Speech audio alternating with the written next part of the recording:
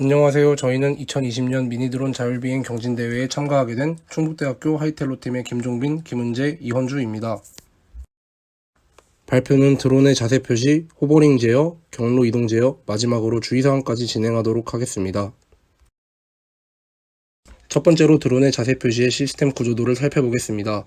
시스템 구조는 PC와 드론의 상호작용으로 이루어져 있는데, 먼저 PC에서 비주얼 스튜디오와 매트랩을 이용하여 코딩된 값을 드론에 넣습니다. 그리고 드론에서는 센서를 통하여 드론의 상태값을 MCU로 보내게 되고, MCU는 블루투스를 통해 PC에 전송하여 모니터에 드론의 자세를 표시합니다. 그리고 진행할 명령어를 다시 블루투스를 통하여 MCU에 보내게 되고, MCU는 4개의 모터에 명령을 주어 회전 속도를 결정합니다.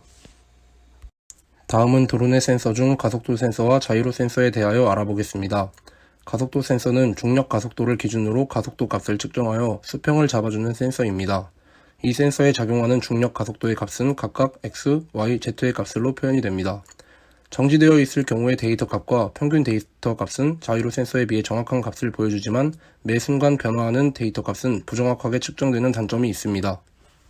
다음은 자이로 센서로 가속도 센서와는 다르게 각속도를 측정하는 센서입니다. 각속도는 시간당 회전하는 각도를 의미하며 전체 시간 동안 각속도를 적분하면 기울어진 각도를 계산할 수 있습니다.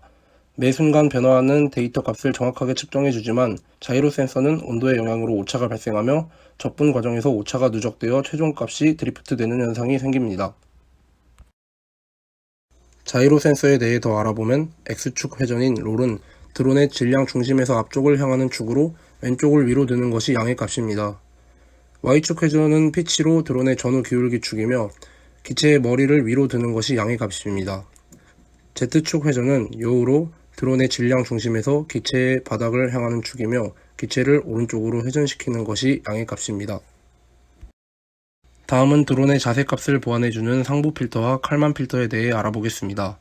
먼저 상부 필터는 가속도 센서로부터 받은 값을 기준으로 삼고 자이로 센서로부터 받은 값을 적분합니다.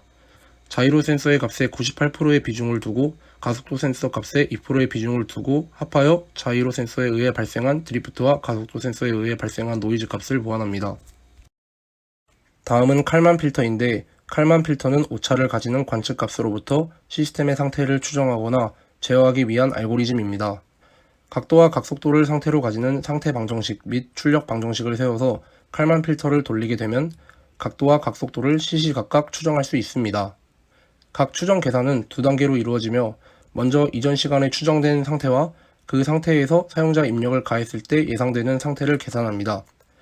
이 단계는 예측 단계라고 부르며 앞서 계산된 예측 상태와 실제로 측정된 상태를 토대로 정확한 상태를 계산하는 단계를 보정 단계라고 합니다. 다음 그래프는 필터를 적용하지 않은 가속도 센서 값과 가속도 센서와 자이로 센서를 병합한 후 상부 필터와 칼만 필터를 적용한 값을 나타낸 그래프입니다. 빨간 선은 가속도 센서인데 다른 값들보다는 빠르지만 미세한 진동에 취약해 그래프에 노이즈가 있는 것을 확인할 수 있습니다. 파란 선은 상부 필터를 적용한 값인데 속도는 가속도 센서보다 늦지만 깔끔한 그래프가 나오게 되었고, 초록선은 칼만 필터를 적용한 값으로 속도는 제일 늦지만 가장 깔끔한 파형이 나오게 되었습니다. 다음은 호버링 제어에 관한 내용입니다.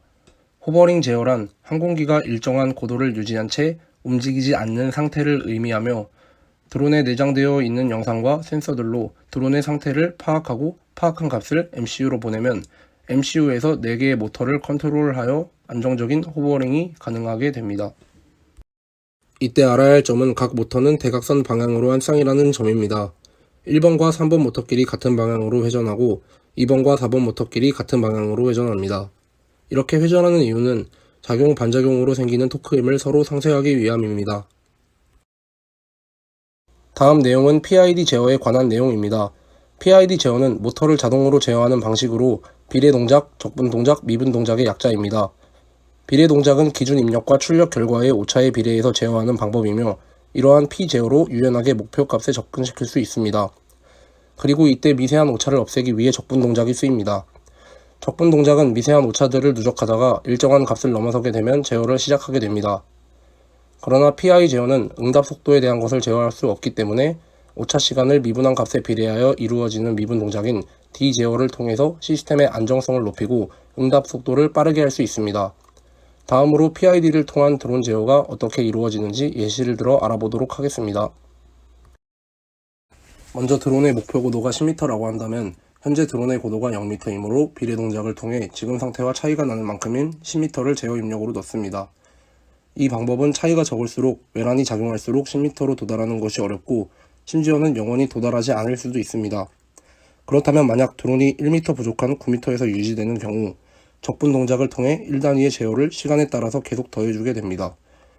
그렇게 되면 결과적으로 제어 입력이 증가하여 어떠한 외부 환경에 대해서도 일정하게 유지됩니다. 하지만 이 제어기는 10m가 넘어가도 멈추지 않을 수도 있어 결국 증가와 감소를 반복하여 10m에 이르게 됩니다. 게다가 이 입력에 대한 가중치가 과하다면 점점 증폭하여 폭주하게 됩니다. 이렇듯 폭주하는 제어를 잠재우기 위해 미분 제어가 필요합니다. 드론이 목표치에 도달할 때 좀 더 부드럽게 도착하도록 하는 대신 제어 성능이 좀 더 느려지게 되는 경향이 있습니다. 대신 시스템의 상태가 좀 더 안정적으로 수렴합니다. 드론의 높낮이뿐만 아니라 전체적인 주행 방향 역시 같은 원리로 제어할 수 있습니다. 다음은 드론의 모터 제어입니다. 호버링 상태에서 모든 모터의 회전 속도를 증가시키면 상승을 하게 되고 회전 속도를 감소시키면 하강하게 됩니다. 호버링 상태에서 3번과 4번 모터의 회전 속도를 1번과 2번 모터보다 빠르게 하면 드론이 앞으로 기울면서 전진하게 되고 반대로 1번과 2번 모터의 회전 속도를 3번과 4번 모터보다 빠르게 하면 드론이 뒤로 기울면서 후진하게 됩니다. 호버링 상태에서 2번과 3번 모터의 회전 속도를 증가시키면 드론이 왼쪽으로 기울면서 이동하고 반대로 1번과 4번 모터의 회전 속도를 증가시키면 드론이 오른쪽으로 기울면서 이동합니다.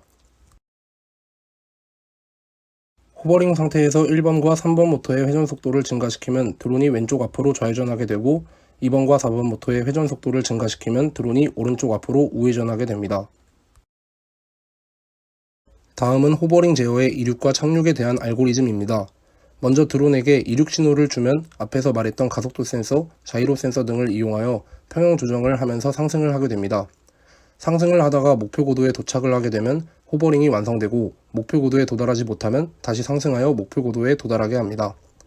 착륙 역시 호버링 상태에서 센서를 이용하여 평형 조정을 하면서 하강을 합니다. 그리고 목표 지점인 바닥에 도착하면 모터를 정지시켜 착륙을 완성하고 도착하지 못하면 다시 하강하여 착륙시킵니다. 다음은 경로 이동 제어입니다. 경로 이동의 알고리즘부터 보면 시작은 앞에서 말했던 호버링까지는 동일합니다. 이륙을 하여 목표 고도에 도착하면 비행 모드로 전환하고 센서를 통하여 경로 인식을 하고 경로를 추적하여 비행을 합니다. 최종적으로 모든 경로를 통과하여 착륙 지점에 도착하게 되면 모터를 정지시켜 착륙을 완성합니다. 만약 목표 지점에 도착하지 못했다면 다시 경로를 인식하여 목표 지점을 향해 비행하고 착륙을 시도합니다. 다음은 드론이 비행할 때 경로를 인식하는 과정입니다. 드론이 명확한 경로 인식을 하기 위해서는 먼저 RGB 값을 HSV 값으로 변환하여 영상의 색상을 디지털화합니다. 그 후 이진화를 통해 흑백 처리를 해주고 캐니 엣지를 통해 적용 범위 이하의 값은 모두 제거하여 도로의 가장자리를 선명하게 인식할 수 있게 합니다. 드론이 실제로 경로를 파악하고 주행하는 원리입니다. 먼저 흰 경계선이 가운데에 있고 경계선의 기울기가 무한대가 될 때를 기준 좌표로 합니다. 기울기는 그대로인데 기준 좌표가 왼쪽이면 오른쪽으로 이동을 제어하고 반대로 기준 좌표가 오른쪽이면 왼쪽으로 이동을 제어합니다. 그리고 기울기가 바뀔 때에는 롤, 피치, 여우 회전을 통하여 기울기를 다시 무한대에 가까운 값으로 맞춥니다. 마지막으로 주의사항 및 계획입니다.